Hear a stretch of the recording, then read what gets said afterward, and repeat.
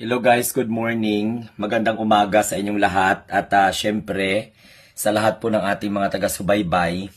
Ngayong araw, April 22, 2026, ang aabangan po natin ay ang Vice President Sara Duterte impeachment hearing na kung saan ito po ang second time ng impeachment hearing kaugnay po sa impeachment complaint laban kay Sara Duterte. So ano po yung kaabang-abangan natin dito?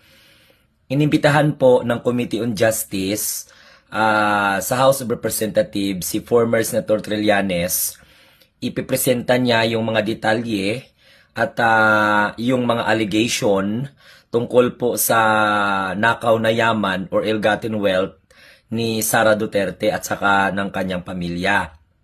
At ngayong araw, abangan din po natin ang pagdalo ni Ombudsman Boyeng Rimulya na kung saan ay ipipresent niya naman yung kaugnay sa Statement Assets, Liabilities and Network or SALN ni Sara Duterte na kung saan ay questionable di umano. At sinubpina din ng Committee on Justice ng House of Representatives ang AMLAC. So ang gagawin po ng AMLAC ay ipipresenta yung mga kahinahinalang mga bank accounts and at the same time yung mga covered transaction ni Sara Duterte at ng kanyang asawa.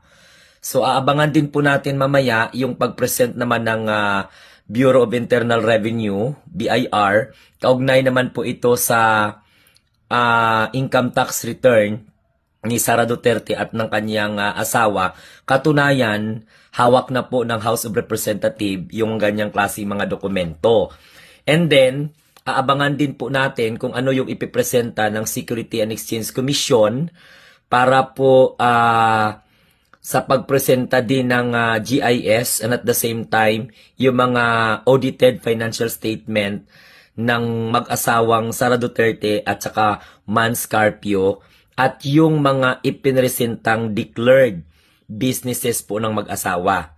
So, pag-usapan din po yung unfinished discussion tungkol po sa paggamit or maling paggamit ng confidential funds ni Sara Duterte at yan po ay magpapatuloy mamaya. At napag-alaman din po natin na sinabpi na din ang katunayan o ang katibayan na ang Office of the Vice President ay hindi pa cleared sa notice of disallowances na na-issue po nila na kung saan ay may mga amounts po na nais pong busisiin at ipabalik ng Commission on Audit sa Office of the Vice President. So ayan, yan po ang aabangan natin ngayong araw, April 22, 2026. Excited na ba kayo? Sa mga Duterte Dihad supporters dyan, may advisory naman kayo na hindi kayo manood. So sana sundin po ninyo para tahimik po ang social media. Kaya panggulo lang naman ang ginagawa ninyo.